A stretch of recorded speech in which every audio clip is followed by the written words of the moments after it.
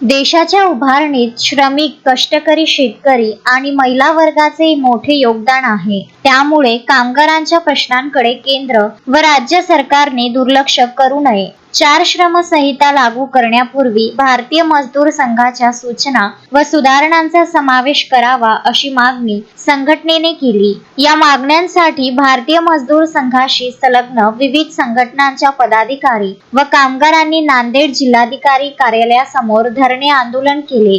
यावेळी प्रदेश सचिव श्रीहरी चव्हाण यांनी कंत्राटी कामगार, निवृत्त कर्मचाऱ्यांचे पेन्शन, कामगार कायदे आणि कंत्राटीकरणाच्या प्रश्नांवर सरकारवर टीका केली। कंत्राटी कामगारांना समान कामासाठी समान वेतन, वेळेवर वेतन आणि कायमस्वरूपी पदांवर नियमित नियुक्ती द्यावी अशी मागणी करण्यात आली।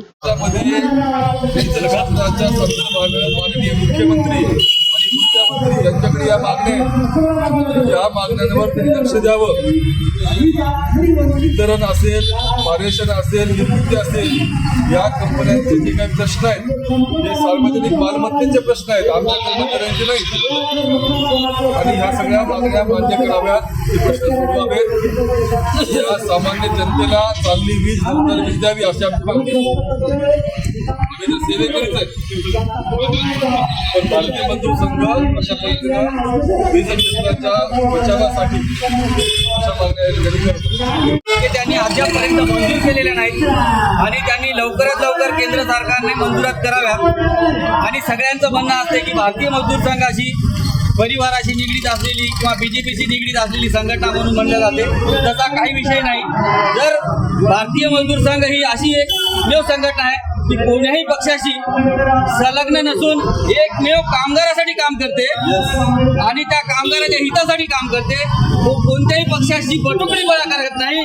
सरकार कोणाची असो, जर कामगाराचं काम करत नसेल तर त्यांच्या विरोधात भारतीय मजदूर संघ पूर्ण भारतात पुढच्या काळात तीव्र प्रकारचं आंदोलन करेल।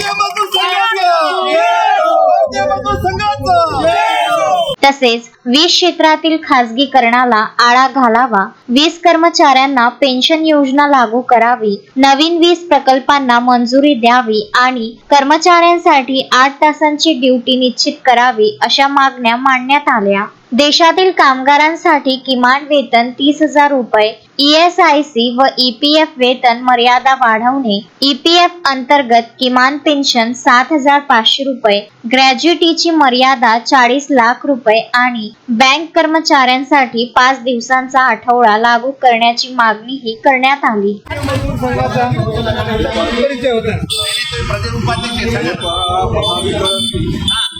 महावितरण कंपनीचे महाराष्ट्र कामगार महासंघाचे प्रदेश उपाध्यक्ष माननीय राजकुमार जाधव साहेब आणि भारतीय मजदूर संघाचे माजी जिल्हाध्यक्ष माननीय राजकुमार जाधव साहेब आपल्या समोर मार्गदर्शन करतात।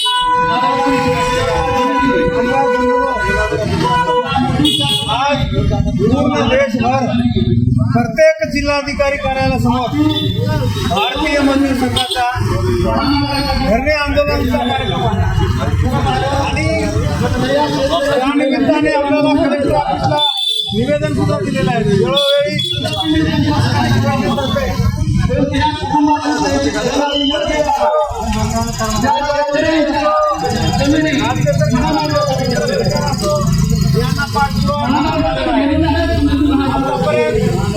आपल्या मागण्या मान्य न झाल्यामुळे आजच्या तारखेत 17 ऑगस्ट 2026 रोजी प्रत्येक जिल्हाधिकारी कार्यालयासमोर भारतीय जिल्हास्तरीय धरणे आंदोलन आयोजित करण्यात आलेलं आहे। या धरणे आंदोलनासाठी आपले केंद्रीय पदाधिकारी श्री चव्हाण साहेब आहेत, जिल्हाध्यक्ष आशा वर्कर, गट प्रवर्तक व अंगणवाडी सेविकांनी शासकीय सेवेत सामावून घ्यावे, बांधकाम कामगारांना योजनांचा लाभ द्यावा अशी ही मागणी करण्यात आली। या मागण्यांचे निवेदन पंतप्रधान नरेंद्र मोदी, केंद्रीय श्रम मंत्री मनसुख मांडविया व मुख्यमंत्री देवेंद्र फडणवीस यांना जिल्हाधिकाऱ्यांमार्फत देण्यात आले। मागण्यांकडे दुर्लक्ष झाल्यास आगामी काळात तीव्र आंदोलन छेडण्याचा इशारा भारतीय मजदूर संघाने दिला आहे।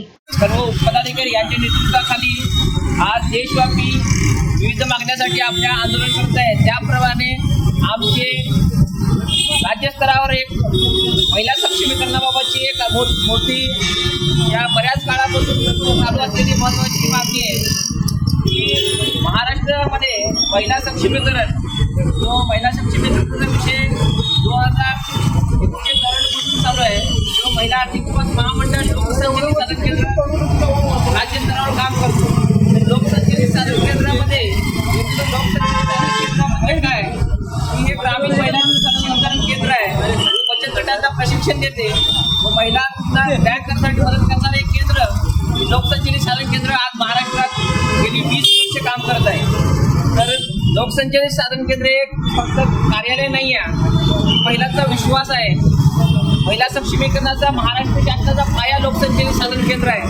लोकसंचालित साधन केंद्राचे महत्त्वाचे 3 प्रश्न आहेत की बचत गटांना फिरता निधी जो ग्रामविकास खात्या माध्यमातून दिला जातो 20,000 रुपये, त्याप्रमाणे महिला आर्थिक विकास महामंडळ लोकसंचालित साधन केंद्राला बी महिला आर्थिक विकास महामंडळ साधन केंद्राला जे 3 प्रमुख मागण्या आहेत महिला आर्थिक विकास महामंडळ लोकसंचालित साधन केंद्राचे, जे ग्रामविकास खात्याच्या बचत गट अंतर्गत जे कार्यरत बचत गट आहेत त्यांना 20,000 रुपये फिरता निधी दिला जातो, तो महावीर स्थापित लोकसंचालित साधन केंद्र बचत गटांना दिला जात नाही. दुसरा, गाव स्तरावर ग्रामविकास खात्याअंतर्गत जे प्रेरक काम करतात जसं लोकसंचालित साधन केंद्राच्या प्रेरकांना मानधन दिले जात नाही, त्याचप्रमाणे लोकसंचालित साधन केंद्र हे सक्षम महाराष्ट्र शासनाचा पायाभूत घटक आहे. तो सक्षमीकरणाचा पायाभूत घटक म्हणजे लोकसंचालित साधन केंद्र. महिला सक्षमीकरणाचा संपूर्ण व्यवस्थेचा पाया मजबूत ठेवायचा असेल तर लोकसंचालित साधन केंद्र शासनाच्या महिला सक्षमीकरणाच्या केंद्राचे अत्यावश्यक आणि धोरणात्मक घटक म्हणून बळकटी देणे शासनाला आवश्यक आहे. तो कार्यरत करत आलेला आहे. माझी या भारतीय मजदूर संघाच्या नांदेड यशोमती आंदोलनामध्ये माझी महामंत्री साहेब यांना विनंती आहे की लोकसंचालित साधन केंद्राच्या मागण्या त्वरित पूर्ण कराव्या.